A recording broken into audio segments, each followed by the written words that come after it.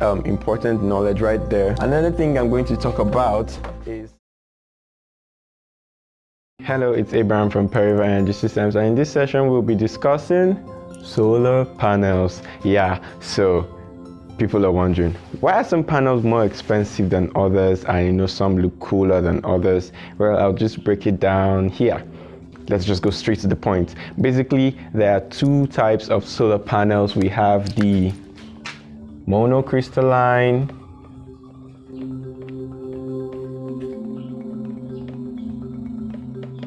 and the polycrystalline.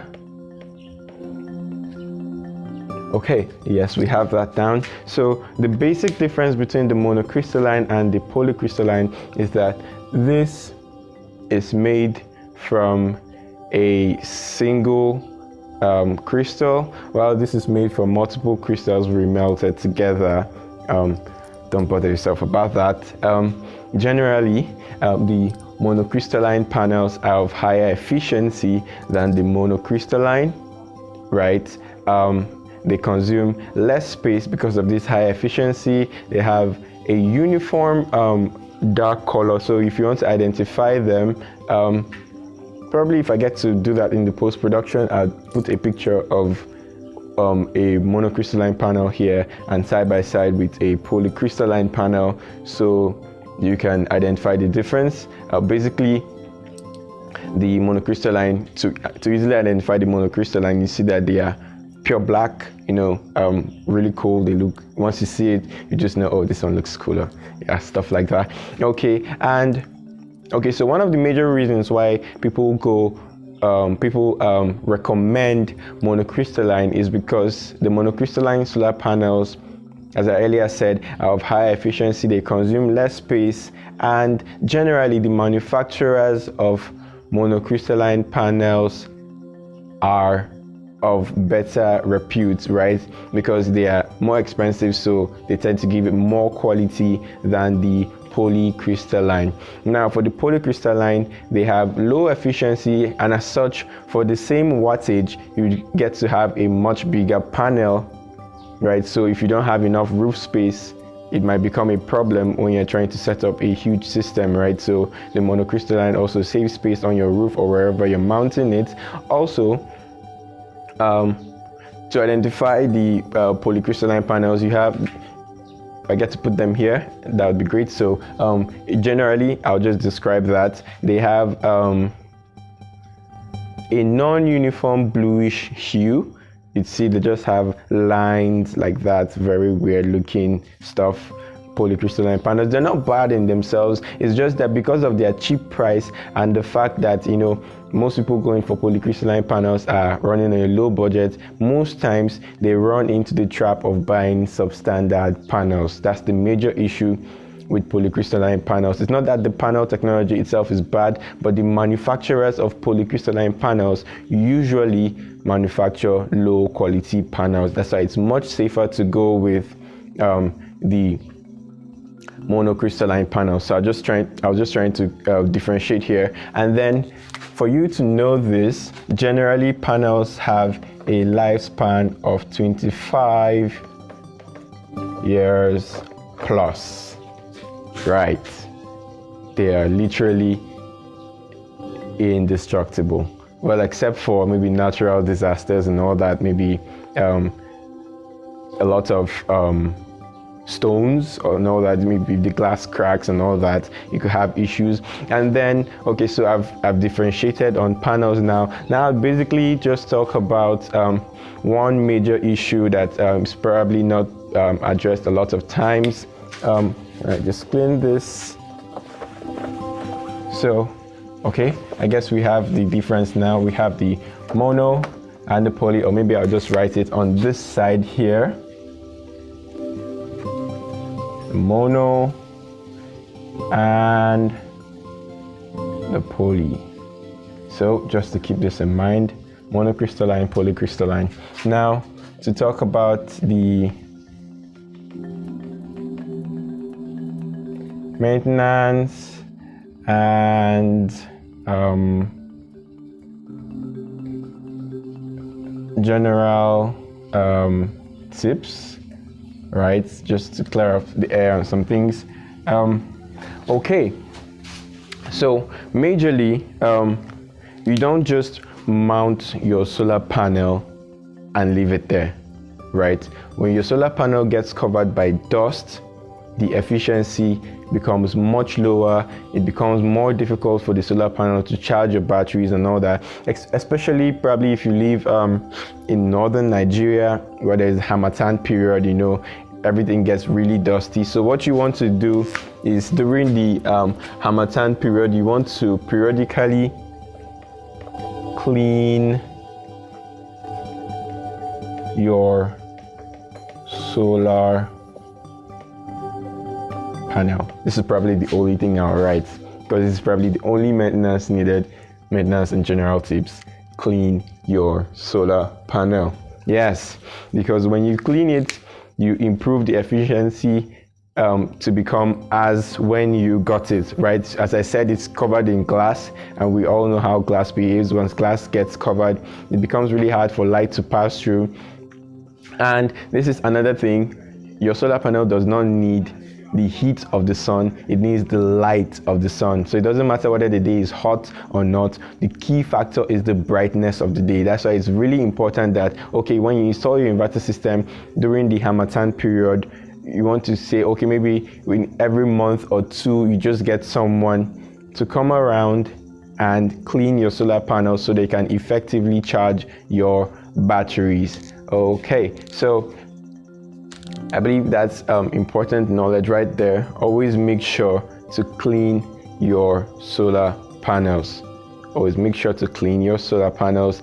And another thing I'm going to talk about is how the solar panel works with your inverter system. Now, you'd notice that there are two different types of configurations, right? There are inverter systems that do not have solar panels, and there are inverter systems that have solar panels. Now, the solar panel is simply a system of charging the battery without using electricity. I knew I started with this. I just wanted to clear that up so that as we build on the knowledge, you actually just have that difference in mind. Okay, so the solar panel, I believe most people have this basic knowledge, but I just want to put it out there. It's a device that is used to charge your batteries. Now, the advantage of having a solar panel attached to your inverter system is that, one, you don't necessarily need electricity to charge, right?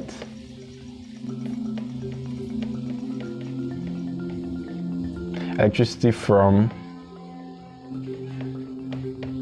the grid, that is regular NEPA or AEDC or KEDC or whichever power company supplies electricity.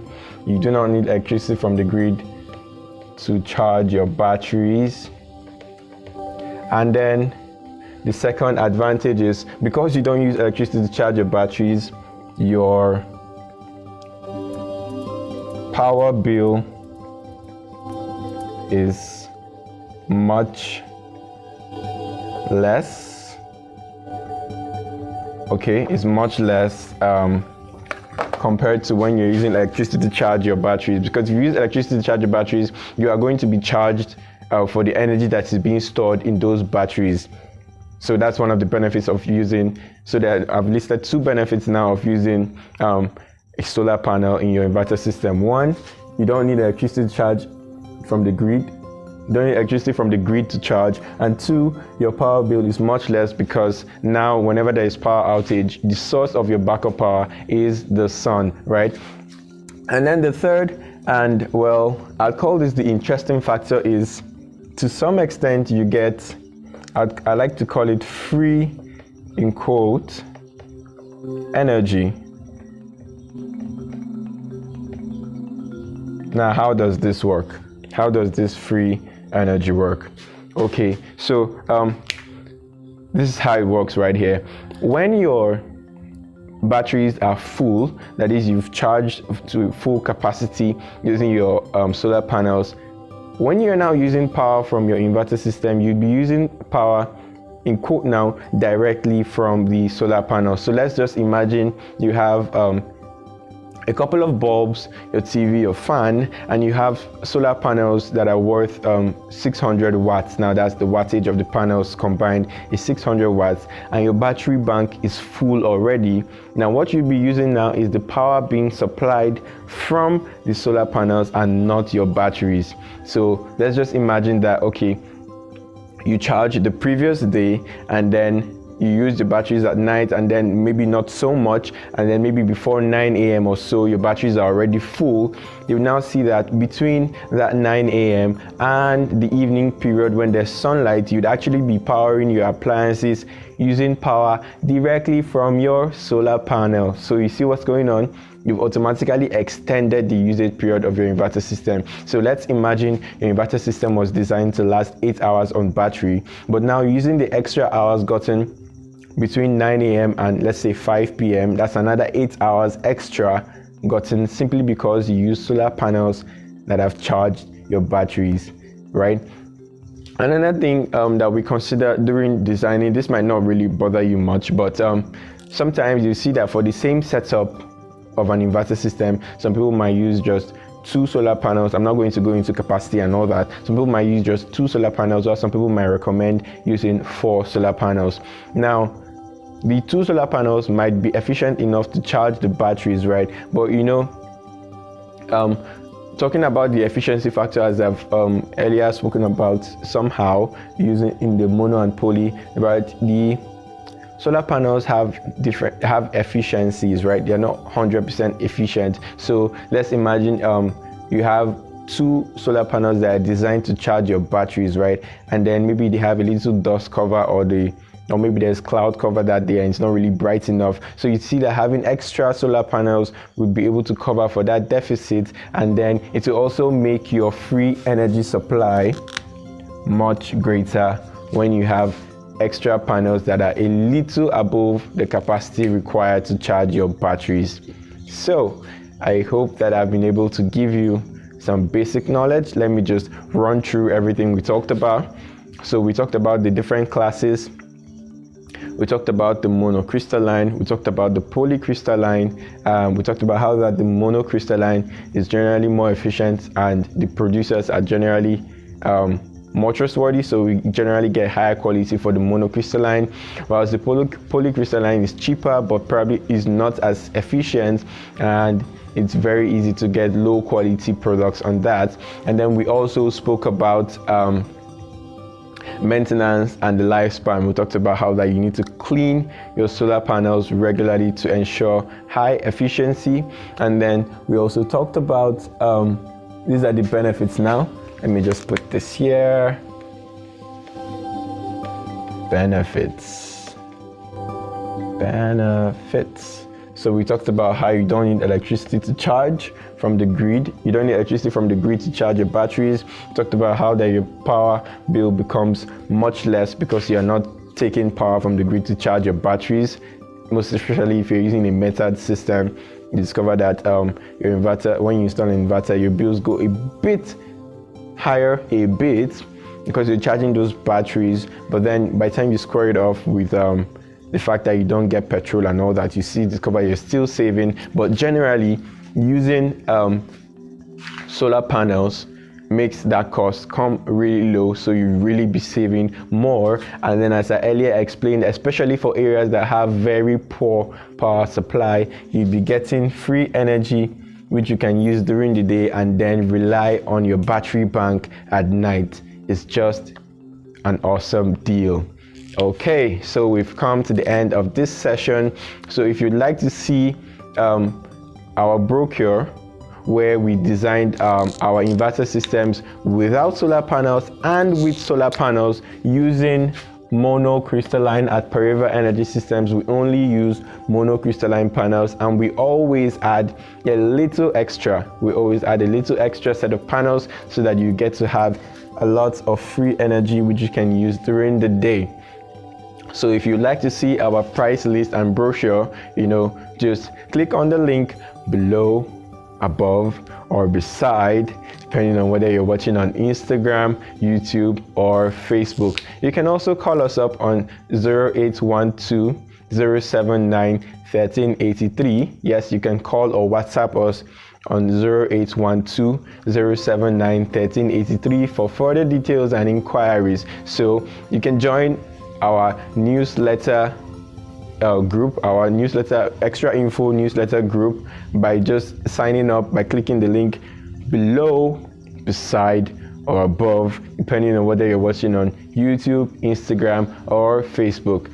So on the next episode or session rather, we'll be talking about inverters. I want to see you there.